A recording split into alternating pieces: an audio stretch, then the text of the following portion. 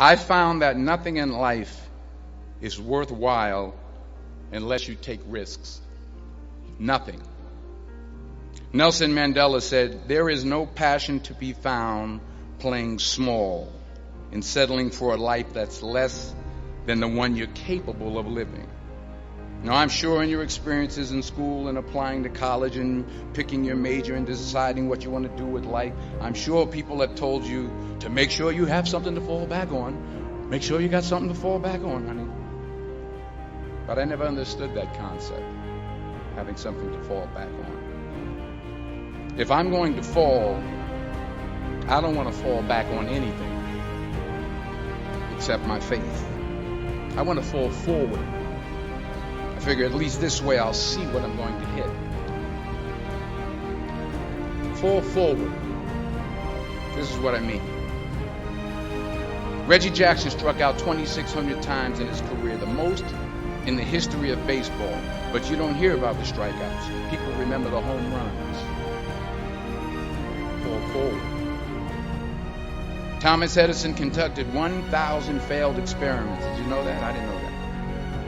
Because the 1,001st was the light bulb. Fall forward.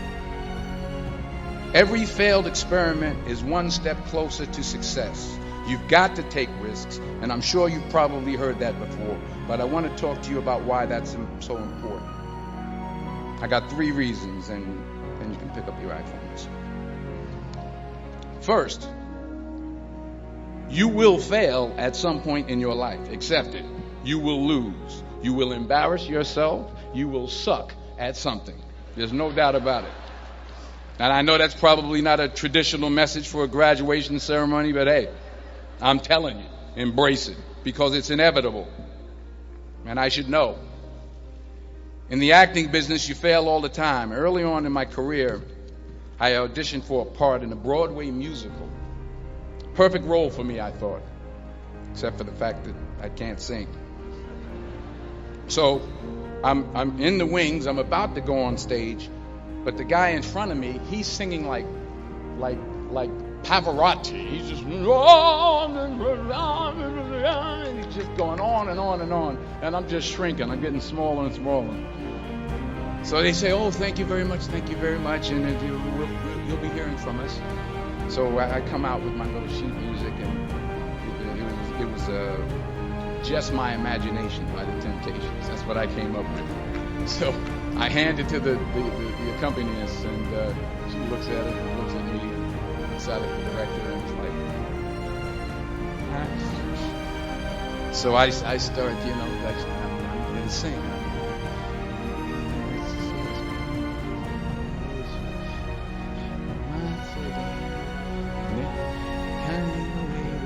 And I'm not saying anything, so I'm thinking I'm getting better. I start getting into it. Running. They say, "Oh, thank you very much, Mr. Washington. Thank you." So I assumed I didn't get the job. But the next part of the audition, he called me back. The next part of the audition is the acting part of the audition. So I'm like, hey, okay, maybe I can't sing, but I know I can act. So they pair me with this guy, and again, I didn't know about musical theater.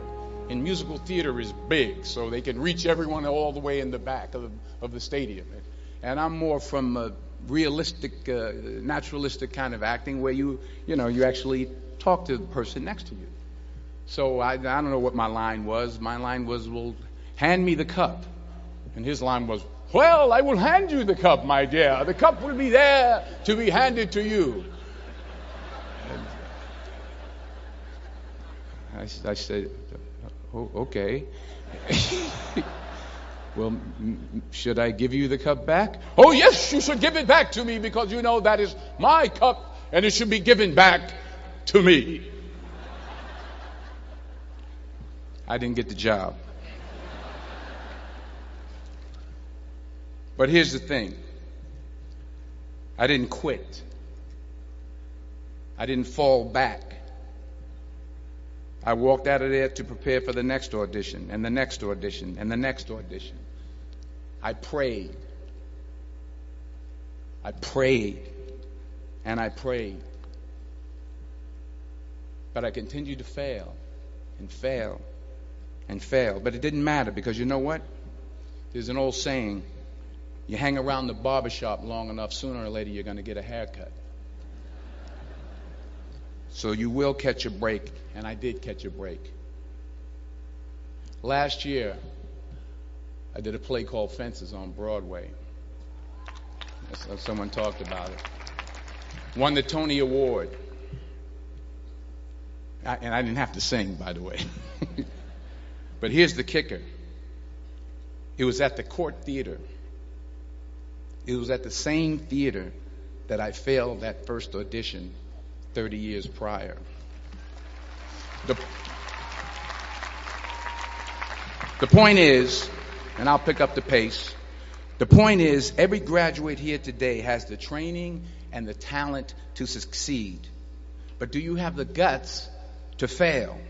Here's my second point about failure. If you don't fail, you're not even trying. I'll say it again. If you don't fail, you're not even trying. My wife told me this great expression. To get something you never had, you have to do something you never did. Les Brown's a motivational speaker. He made an analogy about this. He says, imagine you're on your deathbed, and standing around your deathbed are the ghosts representing your unfulfilled potential. The ghost of the ideas you never acted on. The ghost of the talents you didn't use. And they're standing around your bed, angry, disappointed, and upset. They say, we came to you because you could have brought us to life, they say. And now we have to go to the grave together. So I ask you today, how many ghosts are going to be around your bed when your time comes? You've invested a lot in your education, and people have invested in you. And let me tell you, the world needs your talents. Man, does it ever. I just got back from Africa like 2 days ago, so if I'm rambling on, it's because I'm jet lagged. I just got back from South Africa. It's a beautiful country, but there are places there with terrible poverty that need help. And Africa is just the tip of the iceberg. The Middle East needs your help. Japan needs your help. Alabama needs your help. Tennessee needs your help. Louisiana needs your help. Philadelphia needs your help. The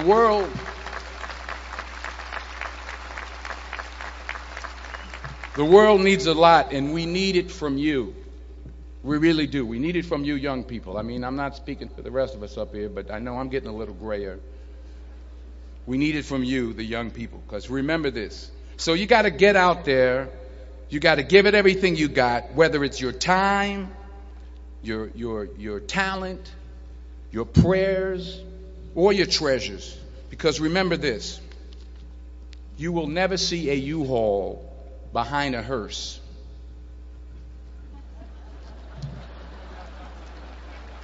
I'll say it again.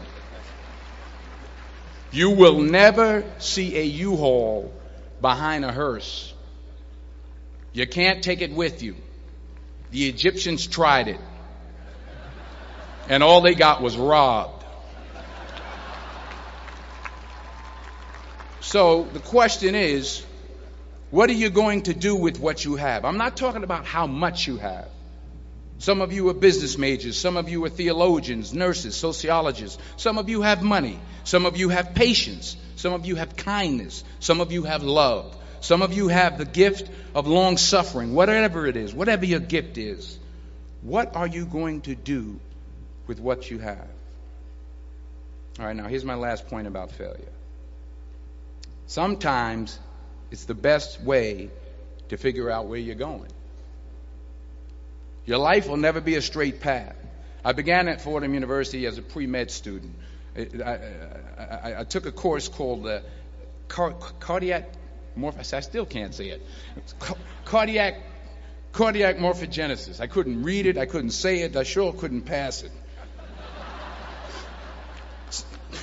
So then I decided to go into pre-law, then journalism. And with no academic focus, my grades took off in their own direction. Yeah, down. I was a 1.8 GPA one semester, and the university very politely suggested that it might be better to take some time off. I was 20 years old. I was at my lowest point. And then one day, and I remember the exact day, March 27th, 1975, I was helping my mother in her beauty shop. My mother owned a beauty shop up in Mount Vernon. And there was this older woman who was considered one of the elders in the town. And I didn't know her personally, but I was looking in the mirror, and every time I looked at the mirror, I could see her behind me, and she was staring at me. She just kept looking at me. Every time I looked at her, she kept giving me these strange looks. So she finally took the dryer off her head and she said something I'll never forget. First of all, she said, "Somebody give me a piece of paper. Give me a piece of paper." She said, "Young boy, I have a prophecy, a spiritual prophecy." She said, "You are going to travel the world and speak to millions of people." Now, mind you, I'm 20 years old. I'm flunked out of school. In fact, like a wise ass, I'm thinking to myself, maybe she's got something in that crystal ball about me getting back into school next fall. But maybe she was on to something, because later that summer, while working as a counselor at a YMCA camp in Connecticut, we put on a talent show for the campers. And after the show, another counselor came up to me and asked, "Have you ever thought about acting? You're good at that." So when I got back to Fordham that fall, I got in and I changed my major once again for the last time. And in the years that followed, just as that woman prophesied, I have traveled the world and I have spoken to millions of people through my movies. Millions who up till this day couldn't see me, who up till this day I couldn't see while I was talking to them, and they couldn't see me. They could only see the movie. They couldn't see the real me. But I see you today, and I'm encouraged by what I see. And I'm strengthened by what I see. And I love what I see.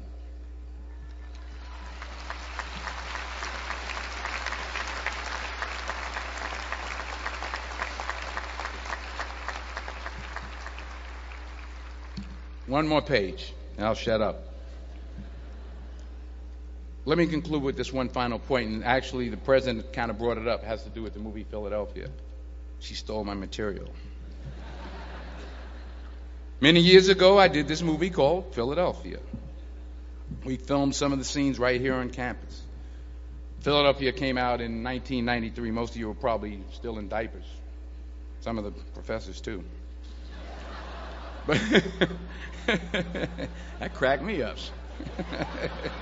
But it was a good movie. Rent it on, Netflix. It's a good movie. Rent it. I get 23 cents every time you rent it. Please, rent it. True. Parents up there, rent it. Netflix, please.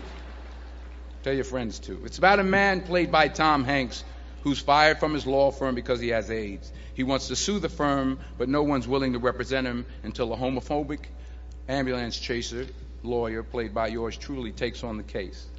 In a way, if you watch the movie, you'll see everything I'm talking about today. You'll see what I mean about taking risk or being willing to fail. Because taking risk is not just about going for a job. It's also about knowing what you know and what you don't know. It's about being open to people and to ideas. In the course of the film, the character I play begins to take small steps, small risks. He very, very, very slowly begins to overcome his fears. And I feel ultimately his heart becomes flooded with love. And I can't think of a better message as we send you off today. To not only take risks, but to be open to life, to accept new views, and to be open to new opinions, to be willing to speak at a commencement at one of the best universities in the country, even though you're scared stiff. While it may be frightening, it will also be rewarding. Because the chances you take, the people you meet, the people you love, the faith that you have, that's what's going to define you. So members of the class of 2011, this is your mission. When you leave the friendly confines of Philly, never be discouraged. Never hold back. Give everything you got. And when you fall throughout life, and maybe even tonight after a few many glasses of champagne, remember this: fall forward.